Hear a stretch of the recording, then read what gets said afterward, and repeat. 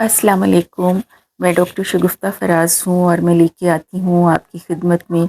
Doctor شگفتہ فراز vlogs. یہ ایک طرح سے مکس ولاگز ہیں جس میں سفر نامے ہوتے ہیں، منظر نامے ہوتے ہیں، ہیلتھ اویئرنیس ہوتی ہے، کلینکل ٹپس ہوتی ہیں، اور میری زندگی کے کوئی خاص دن جو میں سمجھتی ہوں کہ میں آپ لوگوں سے شیئر کر سکوں، وہ دن بھی ان میرے تمام ولاگز میں شامل ہوتے ہیں۔ آج جمعۃ المبارک ہے، رمضان کی بھی آمد ہے، تو اللہ اور اللہ کے نبی کا حکم ہے کہ سورہ کاف ویسے تو آپ جب مرضی ہفتے کے سارے دنوں میں ہی پڑھ سکتے ہیں، مگر خاص ثواب جو ہے سورہ کاف کے پڑھنے کا وہ جمعے کے دن ہے۔ تو اس میں سورہ کاف کی جو اہمیت ہے کہ اس میں نہ صرف قرآنی کہانیاں ہیں، جس میں حضرت خضر کی کہانی اور حضرت ذوالقرنین کی کہانی ہے، اس کے علاوہ اصحاب کاف کی کہانی ہے سر فہرست، مگر اس صورت کے اندر بہت سے ایسے اخلاقی پیغام ہیں جو جب میں پڑھتی ہوں ہمیشہ سے تو میرا ہمیشہ ہی دل کرتا تھا کہ میں وہ ضرور آپ کے ساتھ شیئر کروں، کیونکہ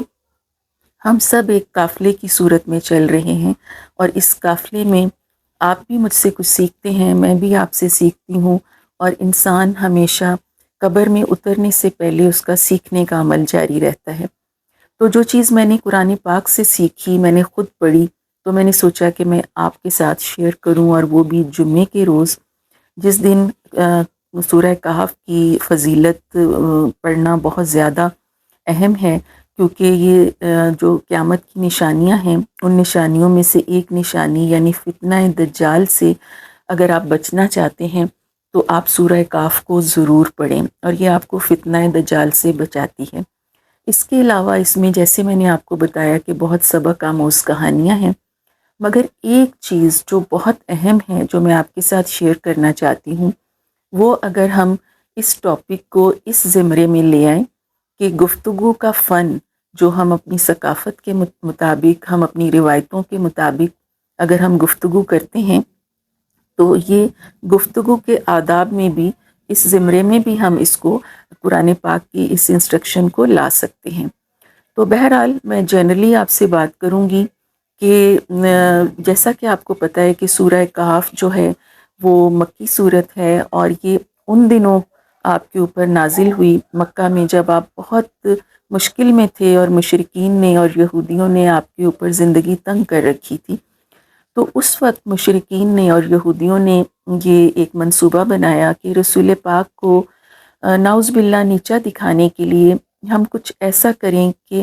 کچھ ایسے سوال ان کی خدمت میں پیش کریں کہ جن کے جواب ان کو نہ آتے ہوں۔ تو بہرحال یہودیوں کے عالم سر جوڑ کے بیٹھ گئے،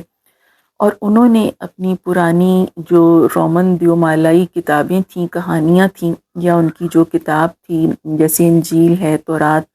تو اس میں سے انہوں نے کچھ کہانیاں اور کچھ قصے ایسے ڈھونڈے جو حضرت عیسیٰ کے زمانے یا ان کے زمانے کے کچھ عرصے کے بعد ہوئے تھے۔ تو قرآن پاک کا نزول تو ابھی شروع ہوا تھا، اس لیے ابھی قرآن پاک میں ان قصوں کا ذکر نہیں تھا، تو انہیں یقین تھا کہ رسول اللہ کو ان کے جواب نہیں آتے ہوں گے۔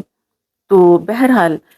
جیسے ہی یہودی اور مشرکین کے کچھ لوگ آپ کے پاس آئے اور آپ کی خدمت میں انہوں نے یہ سوال پیش کیے، تو رسول پاک نے کہا کہ ٹھیک ہے، میں کل ضرور بتا دوں گا، کیونکہ رسول پاک کو یقین تھا کہ اللہ تعالیٰ ان کی مدد کریں گے اور حضرت جبرائیل علیہ السلام وہی لے کے آئیں گے۔ مگر دوسرا دن گزرا، تیسرا دن گزرا، وقت گزرتا گیا، اور وہ لوگ روز آتے تھے اور کہتے تھے کہ آپ کے پاس ہمارے سوالوں کے جواب نہیں ہیں، آپ کس طرح کے نبی ہیں؟ تو بہرحال رسول پاک کو احساس ہونے لگا کہ شاید اللہ تعالیٰ مجھ سے ناراض ہیں، تو انہوں نے رو رو کے خدائے باری تعالیٰ سے دعا کی اور فرمایا کہ یا اللہ، اگر مجھ سے کچھ غلطی ہو گئی ہے تو آپ مجھے معاف فرمائیں اور میری حضرت جبرائیل علیہ السلام کے ذریعے رہنمائی فرمائیں۔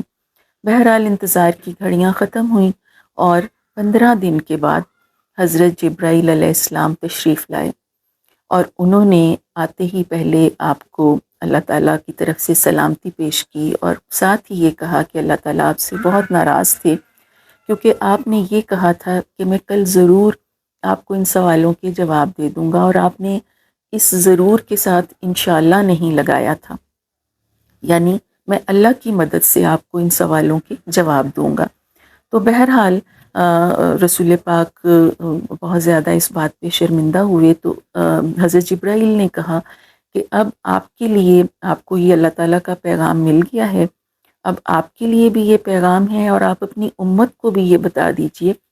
کہ جب بھی کسی ضروری کام کا اعادہ کریں تو ساتھ میں انشاءاللہ لگانا ہے۔ تو اس طرح سے انشاءاللہ کی اہمیت واضح ہوتی ہے، جو ہم اپنی سوسائٹی میں، ہم اپنی ثقافت میں مومنین مسلمین جو یہ لفظ یوز کرتے ہیں۔ تو اب آپ کو سورہ کاف کے ذریعے پتہ چلا کہ اس لفظ کی کیا اہمیت ہے، اور ہمیں ہر وقت انشاءاللہ کہنا چاہیے، کیونکہ ہم تو اگلی سانس لینے کے بھی قادر نہیں ہیں، وہ تو اللہ کے حکم سے جو ہوگا وہ ہوگا، اللہ ہی ہماری مدد کریں گے تو کریں گے۔ بہرحال ایک تو یہ پیغام تھا جو سورہ کاف میں آج میں نے پڑھا، تو میں نے سوچا کہ میں آپ کے ساتھ شیئر کروں۔ دوسرے، جتنے بھی اللہ کی تعریف کے آپ کو موقع ملتے ہیں، بالفرض آپ کسی خوبصورت چیز کو، کسی پھول کو، کسی عورت کو، کسی مرد کو، کسی بچے کو دیکھ کے کہتے ہیں کہ سبحان اللہ یا ماشاء اللہ، تو یہ بھی انڈائریکٹلی اللہ ہی کی تعریف ہے۔ ہم میں سے بیشتر لوگ ایسے ہیں جو یہ تعریف کرنا اپنی شان کے خلاف سمجھتے ہیں، مگر میں سمجھتی ہوں کہ یہ اس طرح کی نیکیاں ہیں جو آپ بغیر کسی کوشش کے سمیٹ سکتے ہیں، اپنے دامن میں، اور اپنے دامن کو نیکیوں سے بھر سکتے ہیں۔ تو اس طرح اگر آپ ماشاءاللہ کہتے ہیں تو وہ بھی اللہ کی تعریف ہے، اگر آپ سبحان اللہ کہتے ہیں تو وہ بھی اللہ کی تعریف ہے، اور اگر آپ الحمدللہ کہتے ہیں، جو اللہ تعالیٰ نے آپ کو نعمتیں دی ہیں، تو وہ تو اللہ کا شکرانہ ہے ہی ہے۔ تو اس طرح سے اس صورت کے اندر اللہ کی تعریف میں جو آپ کسی کو دیکھ کے کہتے ہیں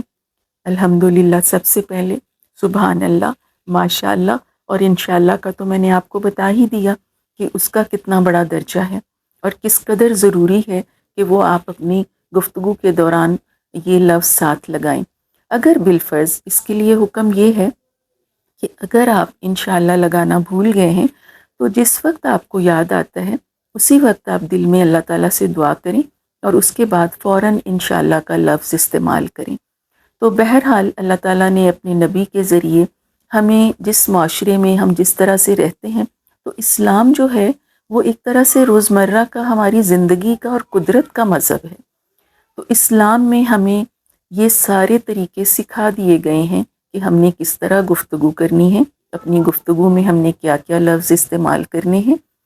کتنی اپنی ہم نے لہجے کو ہم نے نرم رکھنا ہے، ہم نے سخت رکھنا ہے، ہم نے کتنی جلدی جلدی بولنا ہے، ہم نے کتنے آرام سے بولنا ہے۔ تو گفتگو کے بارے میں اگر میں آپ سے کہوں کہ وہ ایک مکمل فن ہے، ایک مکمل سبق ہے، ایک مکمل کتاب ہے۔ تو اگر آپ یہ کتاب پڑھنا چاہتے ہیں تو آپ اچھے لوگوں کی محفل میں بیٹھا کریں، آپ سیکھا کریں، کیونکہ گفتگو کا فن ایسا ہے کہ جس سے آپ لوگوں کے دلوں کو تسخیر کرتے ہیں۔ دلوں کو جیتنا آپ نہ کسی دولت سے جیت سکتے ہیں، نہ آپ کسی جنگ سے جیت سکتے ہیں، نہ آپ اپنے دکھاوے اور اپنی ظاہری وضاحت سے جیت سکتے ہیں۔ آپ صرف اچھی میٹھی پیاری گفتگو سے آپ دوسروں کو جیت سکتے ہیں، اور اس گفتگو کے تمام آداب ہمارے نبی نے، ہمارے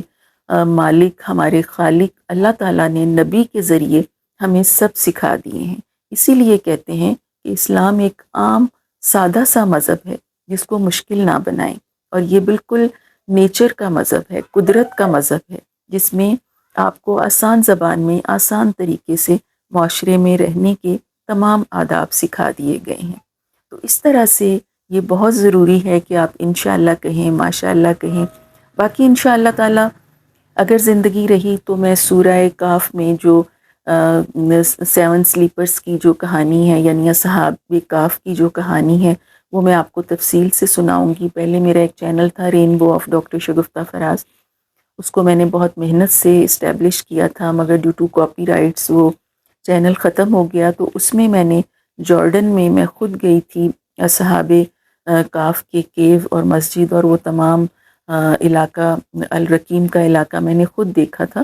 تو میں انشاءاللہ ضرور کوشش کروں گی کہ دوبارہ سے اصحاب کاف پہ ویڈیو بنا کے آپ کی خدمت میں پیش کروں۔ اگر اس ویڈیو میں سے آپ کو ایک لفظ بھی کلک کیا ہے اور وہ آپ کی زندگی آگے چل کے بدل دے گا، یا آپ کو کوئی اچھی چیز سے آپ سمجھتے ہیں کہ اس سے سیکھ ملی ہے، تو امید ہے اور میں چاہوں گی کہ آپ اس سے ضرور سیکھیں، کیونکہ میں بھی سیکھتی ہوں۔